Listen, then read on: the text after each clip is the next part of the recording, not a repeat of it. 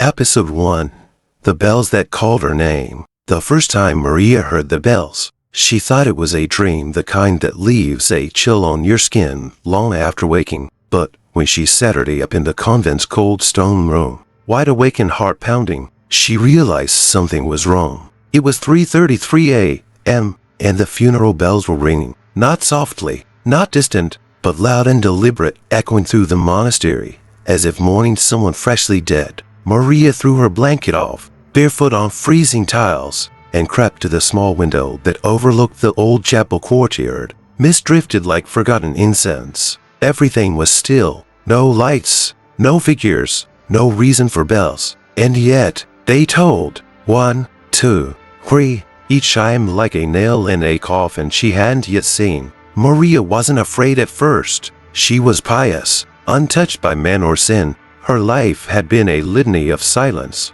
candlelight, and whispered prayers. But as the fourth bell struck, something new whispered through her bones, not fear, recognition. They were calling her. That was the thought she could not shake. The bell stopped at the seventh chime, and with them, the silence returned, thick and suffocating. She stayed by the window for a long time, waiting for movement, for any sign that someone else had heard. But the convent slept on. The next morning, Maria asked Sister Elena, the only one who had ever smiled at her, "Did you hear the bells last night?" Sister Elena's expression stiffened. Her spoon frownsy mid-air above her porridge. She didn't look up. "There haven't been bells here in 20 years. But I heard." "You didn't," the nun whispered sharply, glancing around. "You must not." Maria nodded, lips pressed together, but her hands trembled. Later, while polishing the altar, Maria noticed something she had never seen before: a small, iron-bound book tucked beneath the statue of Saint Cecilia. Its leather cover was cracked with age, but the gold lettering remained. Record of the departed. Curious, she opened it. Page after page listed names, dates, and final rites. Some had little notes: peaceful, burned, refused burial. Then she turned to the last written page. Her heart stalled. Name: Maria Esperanza. Status: awaiting burial. Date of death: TBA. Virtue: preserved. Bells: approved. She dropped the book. The moment it hit the marble floor, the bells rang again, only once this time. And somewhere in the shadows behind her, a low, rasping voice whispered, "Prepare the body." Episode 2. The coffin beneath her bed. Maria did not sleep that night. How could she? After reading her own name in the record of the departed, she lay still in her narrow bed, blanket pulled to her chin, staring at the dark ceiling, as if it might crack open and spill God himself into her room. Every creak of the wooden beams, every groan of the wind outside, made her flinch. And yet, something worse than the cold pressed against her chest, the memory of that voice. Prepare the body. At dawn, Maria rose before the morning bell. Her hands trembled as she folded her blanket. Her breath fogged in the chill, and when her bare feet touched the stone floor, she gasped, not from the cold, but from a sensation beneath her toes, a hollow sound. She knelt and pressed her ear to the ground beneath her bed. Nothing. Then she knocked once. The echo that came back was wrong. Too deep, too empty. Heart racing, Maria lifted the small rug that ran along her bedside. There, underneath layers of dust, the floor revealed a set of faint seams for lines forming a rectangle the size of a coffin. She scrambled to the chapel storage room, grabbed a crowbar used to lift old altar tiles, and returned, breath short and ragged. She dug the metal tool into the cracks. With a loud scrape, the stone slab lifted, and there it was, a coffin, ancient, rotten at the edges, but unmistakably real. Maria's knees buckled. She gripped the wall for balance. Etched into the lid, barely visible, was her name, not in ink, but carved by hand. Maria Esperanza, born 2007, died awaiting sanctification. "No," she whispered, backing away, hands trembling. "I'm not dead. I'm not." Her breath quickened. Panic clawed its way up her throat. She slammed the slab shut and collapsed onto the bed above it, sweat soaking her habit. Her head spun with questions. Was she buried alive in some spiritual sense? Were they preparing her for a symbolic death, a ritual, or had the church decided she had no place among the living?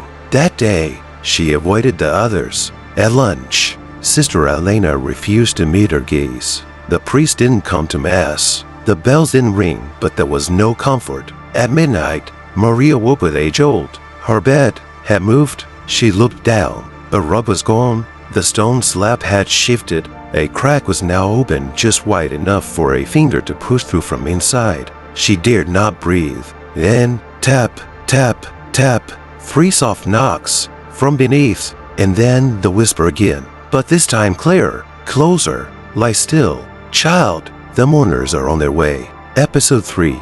The nun who refused to look her in the eye. Maria tried to speak, but no sound came. She stood frowning in the center of her room. Her eyes locked on the narrow slit in the floor of the crack in the coffin lid, the same one that had whispered to her in the dark. The mourners are on their way. Those words hadn't just frightened her. They had hollowed her out. By morning, she forced herself into routine dressing, praying, walking the corridor to the convent kitchen, but every face she passed felt off. As avoided her, conversations halted mid-sentence. Even the bells above the sanctuary, long silent by decree, seemed to creak in the wind as if remembering. But it was Sister Elena who betrayed the fear most. Maria approached her near the herb garden, where the older nun was picking mint for the chapel incense. Elena, Maria began, her voice soft but cracking. Please, look at me. The nun stiffened but didn't turn. I saw the coffin, Maria said, tears rising. It has my name. It's under my bed. I didn't imagine it. And last night I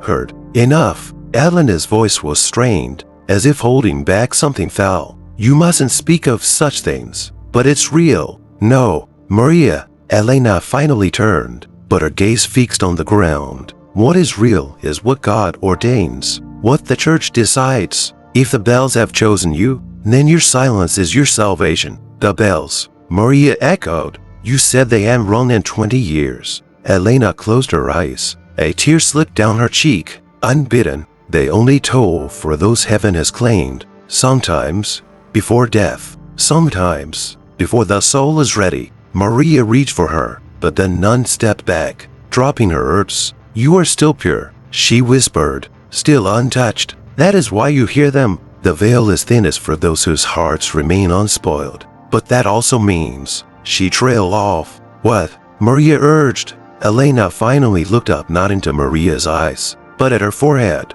as if afraid of being marked. That also means the church may not let you leave this place. A silence fell between them. In the distance, the chapel bell tower creaked again. No end this time. No movement. Just sound. As if something inside had shifted. Suddenly, Elena turned and pressed a small object into Maria's hand. A silver crucifix. Old, heavy, cold to the touch. My mother gave this to me when I took my vows. She said, keep it near your bed. If you hear them knock again, don't open the floor. Don't speak to the voice. Don't answer the mourners. Why? Maria asked, but Elena was already walking away. As the door closed behind her, Maria looked down at the crucifix. Its back had been carved, not with scripture, but with a date. July 17th, tomorrow, the same date she had seen scratched into the coffin. Her own funeral was scheduled, and she was the only one left who didn't want it to happen.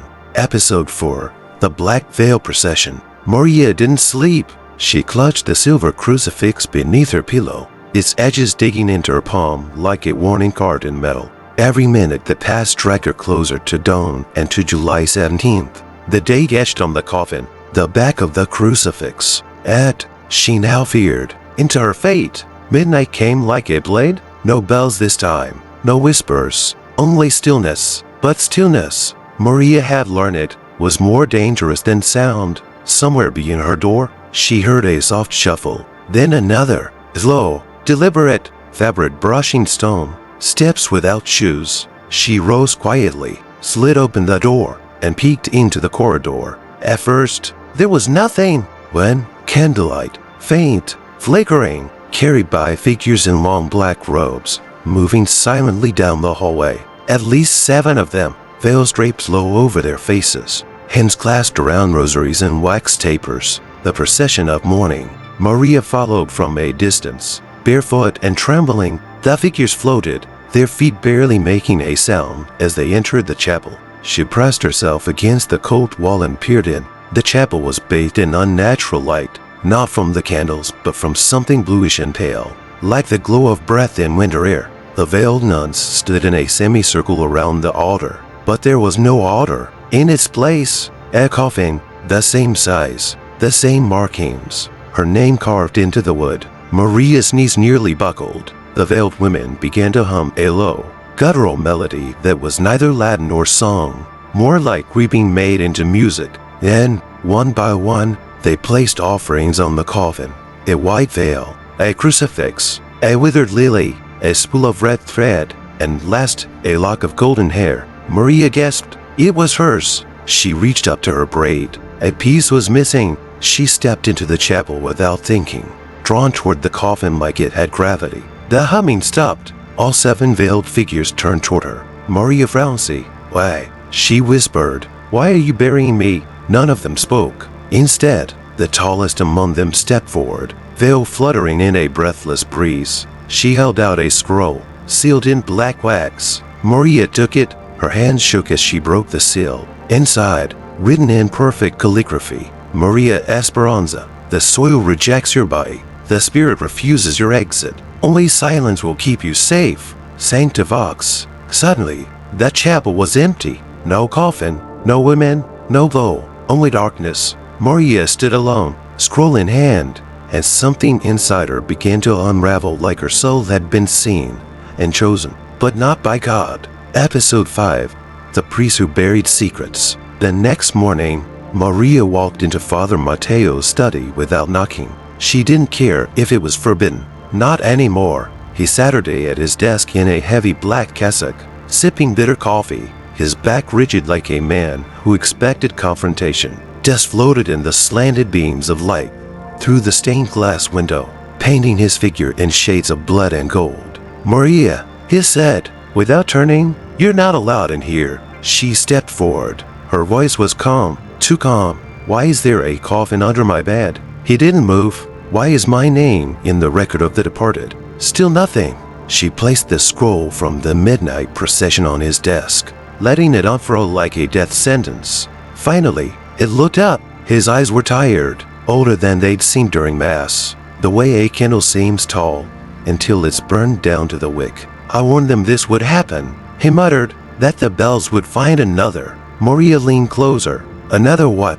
He closed the scroll, slowly, deliberately. You've seen things you shouldn't have, heard what only the dead are meant to hear. That means something in you is already slipping from this world. She blinked. But I'm alive. He didn't answer. Her hands curled into fists. You've buried people like me before, haven't you? A long pause, then a whisper. Yes. Maria's breath caught. I keep the records, he said, pulling a large iron key from around his neck.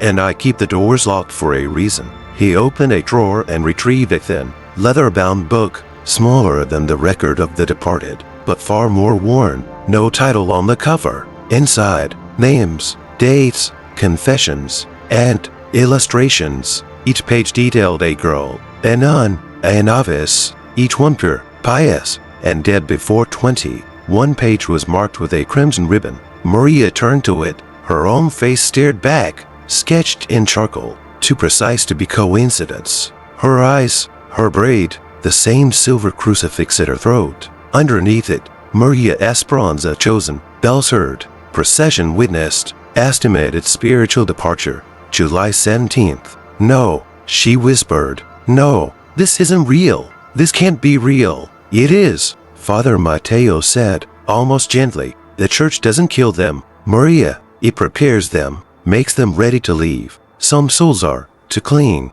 to light. They rise before the body decays. And if I want to stay, she asked. He looked at her, then truly looked for the first time. Then you must find something that anchors you. What kind of thing? He hesitated. Sin. Maria recoiled. Why do you think saints die young? He murmured. Purity as a price. If you want to live, you'll have to stain your soul. The word Saturday heavy in the air. Maria backed away from the desk, from the book, from the man who had written her death before she even fell ill. But as she left, Episode 6, The mass held without a soul. The chapel smelled like ash, not incense, not candle wax. Ash. Maria entered late, not by choice, but because her legs had refused to move when the first bell rang. She'd sat her day in her room, staring at her hands, wondering if she should do it, if she should sin, if one whispered lie, one stolen kiss, could anchor her to the living. But how does a virgin trained in purity break herself in time?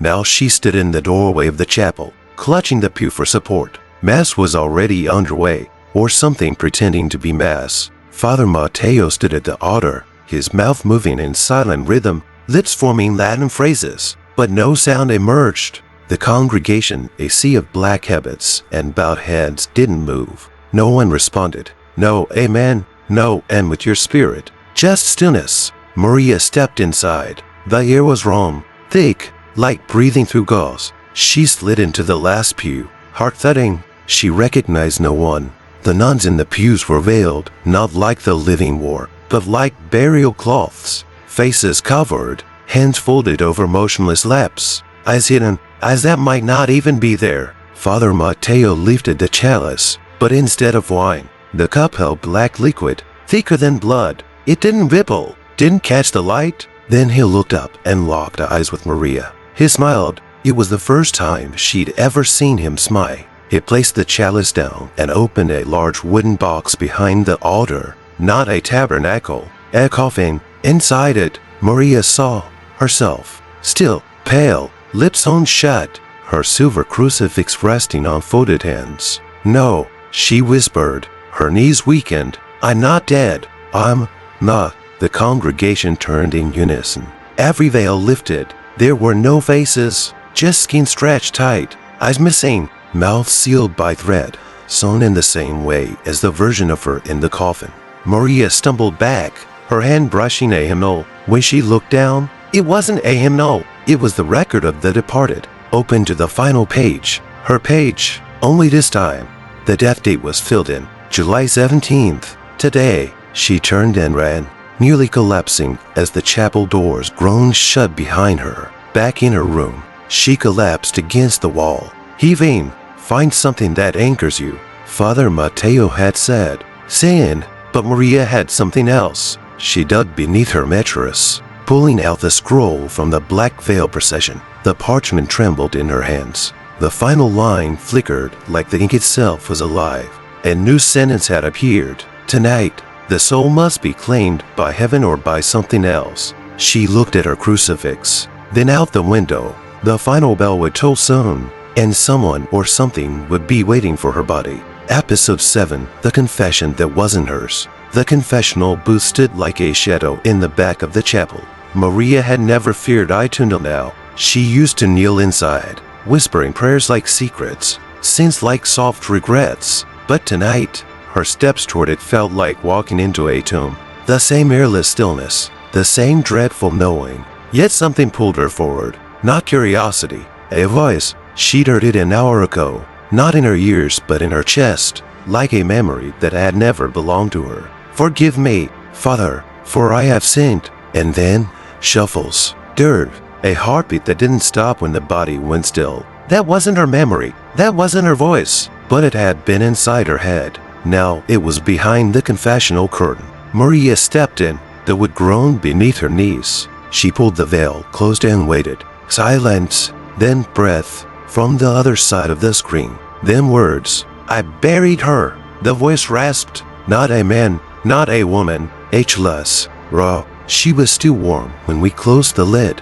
still whispering psalms. We said it was mercy. Maria Franci. I tied the veil over her face myself. The voice continued, so the church wouldn't see her lips move, so they'd believe she was ready. Maria's mouth parted, but she couldn't speak. She kept praying. It sighed. Even underground. Silence again, long, heavy. Then, do you forgive me? Maria reached toward the screen with shaking fingers. The wood was warm, wet. She put her hand back. Blood. A droplet trickled down her wrist. The voice whispered, you won't leave this place. I've heard you too holy to be spared. The curtain fluttered. Gone. She ripped it open. Empty. No priest. No penitent. Just darkness and dust. but on the seat across from her a single item, a prayer card, old, yellowed. On the front, an image of the Virgin Mary weeping blood. On the back, name Teresa Alba. Status,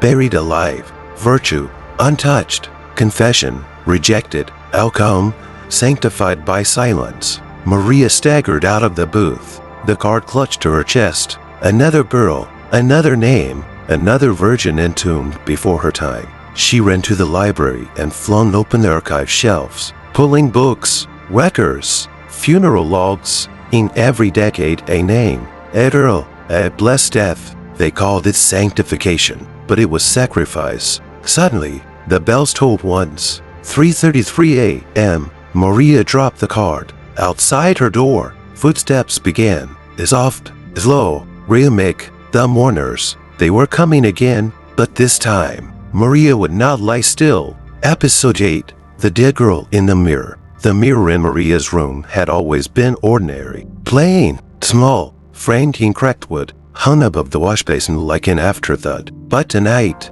it waited for her. It watched her. She didn't notice it at first. Not while she pushed a dresser against the door. Not while she lit every candle she owned and scattered salt in a trembling ring around her bed. Not while her hands still shook with the knowledge of all the girls who had died like her, not from disease, not from sin, but from being too pure. But then, the room shifted. The air thickened, and the mirror whispered her name. Just once. Maria. She turned slowly, candle in hand, and stepped toward the glass. Her reflection stared back. Same face, same habit, same silver crucifix. But the eyes were wrong. Too still, too wide, and her reflection wasn't mimicking her. Maria raised her hand. The girl in the mirror did nothing. Then, slowly, the girl in the glass smiled. Not with joy, with mourning. Maria reached out, fingers trembling, until they hovered just above the surface. And, done. The mirror blinked. She hadn't blinked. Her breath caught. The mirror version of herself opened its mouth, and Maria saw something stitched shut inside. A tongue, a scream. She couldn't tell, but the reflection began mouthing something, over and over. 4 words. Maria leaned in. The voice didn't come from the mirror. It came from behind her. You died last night. She spun around. No one, but when she turned back, the mirror now showed her lying in the coffin beneath her bed. Same dress, same veil, same crucifix. Her lips were sewn shut, her eyes open, flies resting gently on her lashes. The reflection grinned, then, crack, a thin fracture split the mirror down the center, like lightning on glass. From the crack leaked something black, like ink, like oil, like rot. It dripped to the floor, drop by drop, until it formed words in a puddle at her feet. Let go of life, or we will take it. Maria staggered back, knocking over a candle. It rolled across the floor, sloughing out at the edge of the salt ring. The moment the flame died, the wind began. Inside her room, curtains flailed. The mirror trembled on the wall. Whispers spilled from the cracks in the stone, like guests from the grave. She grabbed her crucifix, held it to the glass. The mirror shattered, not outward, but inward, sucking shards of itself into a black void. The wall behind it pulsed like flesh. She backed away, panting, her breath fogged, not from fear, from cold, the kind of cold that comes from the inside out, the kind that only the dead feel. She looked at her palm. Frost had bloomed across her skin, and in the silence that followed, the final bell rang, once, twice, 3 times, and behind her, her reflection whispered, "You're already gone." Episode 9. The choir that sang before the burial. They say angels sing at the hour of death, but what Maria heard that night was not angelic. It was children, soft voices, young, sweet, and horrifyingly out of place. She followed the sound barefoot through the cloister hallway, the echo of tiny harmonies leading her like invisible threads. The further she walked, the colder the air became. Her breath left pale clouds in the candlelight. Her heartbeat kept rhythm with the melody. Sancta, Sancta, Sanctificator. She knew the Latin hymn. It was sung at funerals, but only after the body was laid to rest, and her still breathed. The voices grew louder as she approached the chapel, but when she opened the grand wooden doors, the world frowned. See, down scenes of children stood in white robes before the altar. each one barefoot, their faces pale as snow, lips trembling with song. Their eyes were hollow, as if the color had been drained by grief itself. A choir of the lost, and at the center, conducting them, was a nun Maria had never seen before, dressed in the deepest black, with a veil that brushed the floor. She raised her thin hands with solemn grace, not to music, but to ritual. The children didn't notice Maria until she stepped inside. Then, one by one, they stopped singing. The conductor lowered her arms, and a little girl with a shaved head turned toward Maria. "You're late," the girl whispered. "What is this?" Maria asked, voice cracking. "Who are you? We sang for you last night." The girl said, "We always rehearse before the burial." "I'm not dead," Maria said. The conductor stepped forward. She had no face beneath the veil, only skin. "No," the conductor said. Her voice came from nowhere. "Not yet." Maria took a step back. The children parted, revealing what lay behind them. A coffin, not the one from her room. A new one, freshly built, open, empty, waiting. The children resumed their hymn, but this time, the lyrics changed. She walks, but she is no longer here. She prays, but heaven does not answer. She breathes, but it is borrowed. Maria clutched her crucifix. "It's silver now, ice cold. What do you want from me?" she screamed. The conductor raised a hand, and the chapel walls began to bleed. Streaks of black liquid rolled down the stained glass, dripping over saints and martyrs alike. Then the coffin lid began to close on its own. Slowly, softly, as if something invisible were preparing it. A lullaby for the living dead. Maria turned and fled, stumbling through the corridor until the music faded. But as she reached her door, she found something pinned to it. A funeral invitation, written in red ink, with perfect calligraphy. "You are cordially invited to attend the burial of Maria Esperanza. When? Midnight. Where?" Beneath her breath, status, so pending, she fell to her knees, because this time, the invitation was signed. The Choir of the Dam, Episode 10. The Virgin's Pact. Maria had never broken a vow, not once. Not when the other girls whispered about temptations behind the abbey walls. Not when she awoke with fire in her blood and dreams she could never confess. She had swallowed every desire like poison and called it holy. But tonight, something inside her cracked. They wanted her purity, her silence, her breathless obedience, and they were going to bury her for it. So when the chapel bells rang at midnight for the final time, Maria did not run. She opened her window. She climbed out, and for the first time in 18 years, she stepped beyond the iron gate that had caged her in the name of God. The forest beyond the monastery was wild, thick with fog, thick with rumor. The elder sisters warned that spirits lived between the trees, that women who left the grounds after dark returned either mad or marked. Maria hoped they were right, because she was looking for something unholy. She walked deep into the woods, following a trail that didn't exist. Yet she knew. The moon above flickered behind clouds like a dying eye. The trees grew tighter, sharper, whispering in languages she didn't understand. And then, a clearing, a stone altar, broken in half, ivy-wrapped statues of saints with their eyes gouged out, candles lit without hands, and in the center, a woman in red, her hair long and dark as spilled wine. Her robe clung to her like saying, she smiled without warmth, as if she had been expecting Maria all along. "You came," she said. Maria stepped closer. "Are you a demon?" The woman chuckled. "That's such a Catholic question. Can you save me?" "No." Her smile widened. "But I can give you what the church never would. A choice." Maria said nothing. The woman raised her hand. A book appeared in the air between them, down in flesh, locked with a rosary that dripped blood. "You signed this," the woman said, "and your funeral ends tonight. What's the cost? Stain yourself." The woman whispered, "Let go of the thing they worship. Give your body to something other than the silence." Maria stared at the book, her breath shallow, her pulse wild. Then she looked down at herself, her clean hands, her untouched soul. What good had it done? She reached forward, touched the book. It burned. Her skin hissed, flesh blistering, but she did not pull away. She spoke her name, and the book opened. She did not see what she signed with. Ink, blood, ash. Her hand moved on its own. When it was done, the woman leaned in. "Now," she said, brushing Maria's cheek. "You are no longer theirs." Maria collapsed. When she awoke, she was back in her bed. The coffin beneath the floor was gone. The funeral invitation gone. The air warm. She sat her day out, heart racing. The bells did not ring, but in the mirror across the room, her reflection smiled, not with sorrow, with power. Episode 11.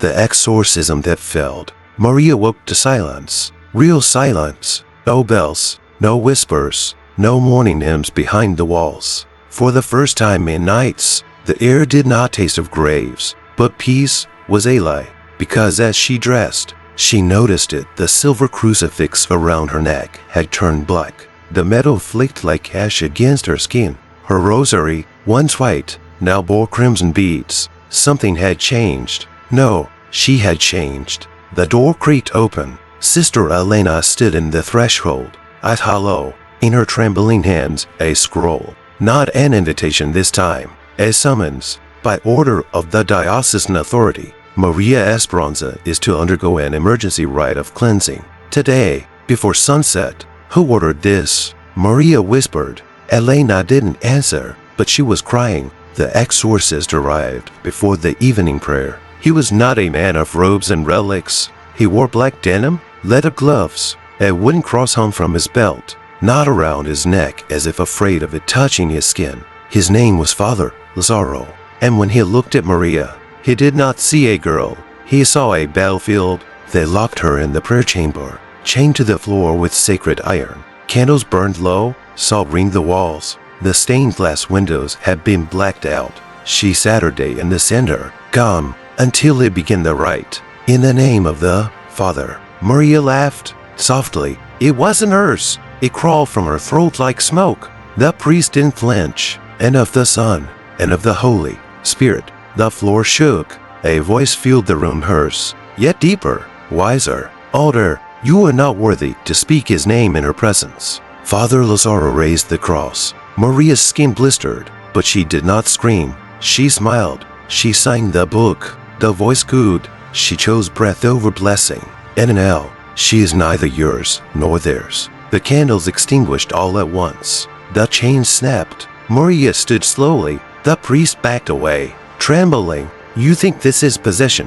She whispered, eyes glowing faintly. But no one took me. I gave myself. I was tired of waiting to be buried. She stepped closer. Father Lazzaro raised a vial of holy water and flung it at her. It turned to steam before it touched her skin. She touched his chest just once, and it collapsed, breathless, eyes wide with revelation. Now you see, she whispered. Holiness is not the absence of sin. It's the choice to rise through it. She left the chapel barefoot. The nuns watched from the shadows, mouths sewn by fear. No one followed. No one stopped her. As she crossed the threshold of the convent gate, the funeral bells rang one last time. Not a mourning. A mourning? Episode 12.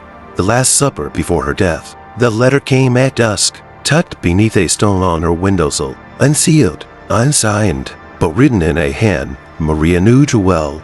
The Mother Superiors, come to the dining hall at midnight. A seat has been prepared, a final meal before your departure. She read it twice. Not death, departure. The word tasted false. She tucked the note into her sleeve and dressed in silence, no longer wearing the white habit of innocence, but a black dress borrowed from the shadows. She braided her hair tight, like armor. The crucifix at her throat still smoldered from the failed exorcism. She left it there. Midnight arrived. The hallway to the dining hall had never felt so long. Every candle she passed flickered out behind her, one by one, as if the light itself refused to witness what was coming. The doors opened on their own. Inside, the room was bathed in candlelight. 12 nuns sat her day at a long oak table, faces veiled, heads bowed in reverent stillness. The Mother Superior stood at the far end, dressed not in robes, but in burial white. She gestured toward the empty seat at the center of the table.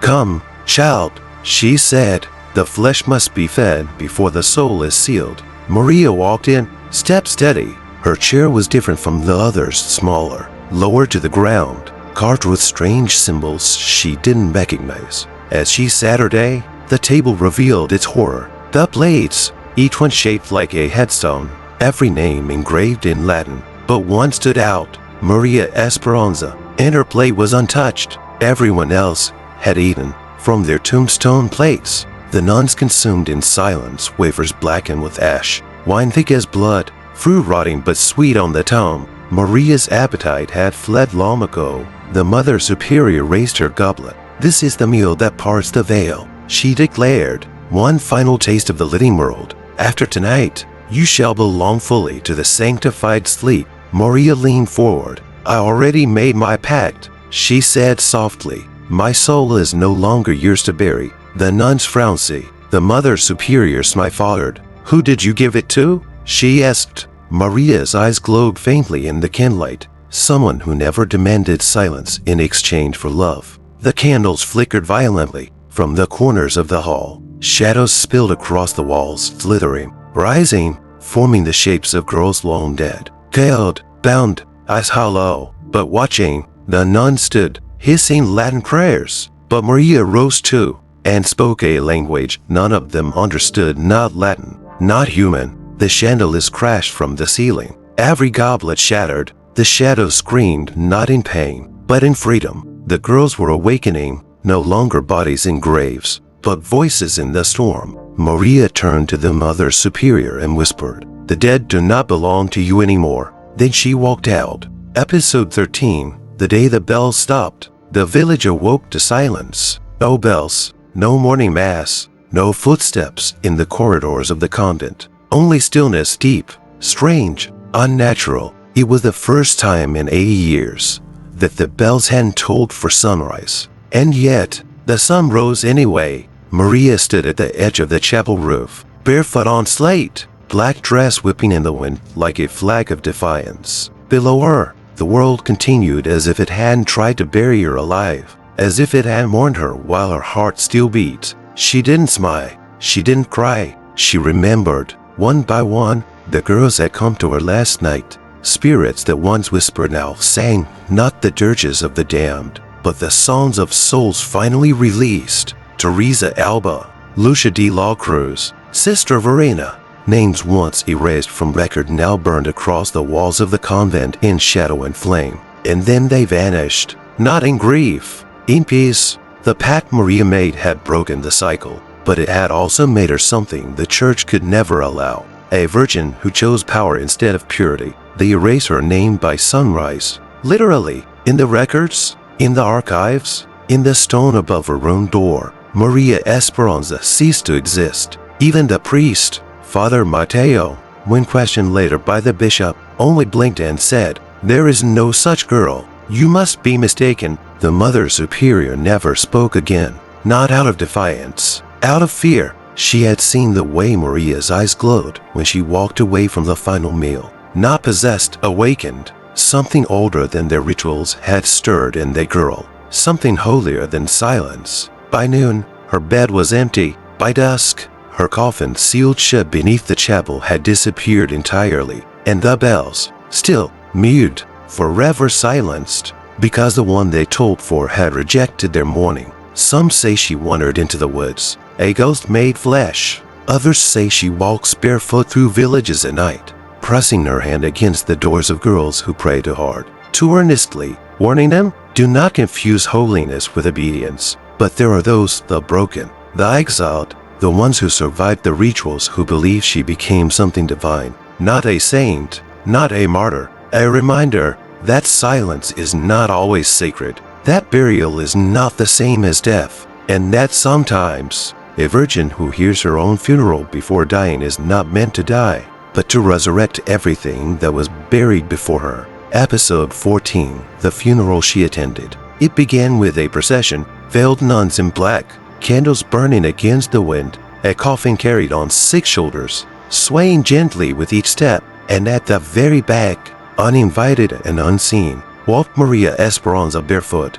breathing, watching. She had been erased from the records. She had been buried in silence. And yet, here she was, walking at her own funeral. The villagers lined the path to the chapel, heads bowed, mouths moving in quiet prayer. None of them recognized the girl with windswept hair and wild eyes in the shadows. They didn't see the crucifix hanging from her neck, tarnished, cracked, but still warm with defiance. Inside the chapel, the coffin was laid at the altar. White lilies, silver rosary, a folded veil across the chest. The priest began to speak, though his voice trembled with every word. She was chosen. She was pure. She is now with the Father. Maria moved through the crowd like smoke, untouched, unnoticed. Her fingers brushed the edges of reality. Candles flickered. Flowers wilted. A hymn lost its tone. She reached the front pew. The coffin waited. She climbed the steps. No one stopped her. Not because they allowed her, because they couldn't see her. She stood over the wooden box and looked down into her own face. Lifeless, pale, lips sewn shut, eyes closed, but it wasn't a corpse. It was a mold, a shell of the girl she used to be. The obedient one, the silent one, the virgin who prayed without question, who obeyed without understanding. Maria leaned closer. Whispers rose from the coffin, soft and frantic, like when trapped in a bottle. You can still return. Let them bury you, and it will all be over. Peace is in silence. She reached into the coffin and touched the sewn lips. And in that moment, her fingers bled. The thread dissolved. The corpse's eyes opened. And so did its mouth. It screamed, not with pain, with jealousy, because the body knew it was no longer hers. She had outlived it. The priest stumbled backward, chalice shattering on the marble floor. The congregation gasped. The candles burst with black smoke. The illusion collapsed. They all saw her now. Maria Esperanza. Not a ghost, not a girl, but a warning. She turned to the altar and spoke just one sentence. You cannot bury what refuses to die. Then she walked back down the aisle as the bells above shattered. One by one, raining rusted iron onto the roof. The funeral ended without a burial, because the dead had already left the coffin, and the living had only now begun to wake. Episode 15. The prayer that was never heard. They say every soul leaves behind a prayer, a final whisper in the dark, hoping someone, anyone, is listening. But Maria's last prayer had never been heard. Not because it was lost, but because heaven never intended to answer it. She stood at the edge of the forest, where the trees rose like cathedral spires, and the wind spoke in tongues no priest would dare translate. Behind her, the convent lay in ruins, not from fire or violence, but from truth. The bells were gone, the veils torn, the rituals broken. She had burned the record of the departed herself, page by page, until every girl once silenced could no longer be forgotten. And now, all that remained was the thing she feared most, the voice she once prayed to. Maria stepped barefoot into the clearing where she had made her pact. The altar stone still stood, cracked and stained with memories, but the woman in red was gone. Only the silence remained, but not the same silence from the convent. This was older, thicker. It didn't press on her. It waited. She knelt, not to submit, but to speak. And for the first time in her life, Maria prayed not with her mouth, but with everything that had survived. I was faithful, and you left me. I was silent, and they buried me for it. So now I will speak, and you will listen. A wind swept through the clearing. The trees groaned like old bones. The sky darkened, though no clouds had come. And, turn, a voice, not male, not female, not anything human, just enormous. You were never meant to stay. Maria stood. Then why did you give me breath? To test those who claimed to serve me. She clenched her fists. They failed, and so did I. The admission stopped her cold. It was not a voice she could hate. It was a voice that mourned, a voice that regretted. Maria stepped forward, hair blowing like a black flame. You watched as they buried girls like me, watched as they sewed our mouths shut, and you did nothing? I was not the one who silenced you. She stared at the sky, unflinching. Then what are you now? The voice softened. I am what you defied. I am what you remade from the earth. The altar cracked open. Inside, no book, no chains, no pact, just a single object, a broken crucifix. Its arm snapped, its face weeping not blood but ink. Maria picked it up and understood. She was no longer a symbol of holiness. She was the answer to every prayer that had died unanswered. She held the crucifix to her chest, and the ink bled into her skin, lines of forgotten scripture, twisted into something new, a gospel written not by saints, but by survivors. And as she walked away from the clearing, a voice followed her, not God's, not the woman in red, her own, and it whispered, not as a prayer, But as a warning, dare nothing that still breathes, silence no voice that still trembles, and never mistake obedience for faith. Maria Esperanza vanished from history that night, but her story did not, because somewhere in every convent, on every veil, in every bell tower that has gone silent, girls still wake at 3:33 a.m. and listen for the sound of a prayer finally being heard.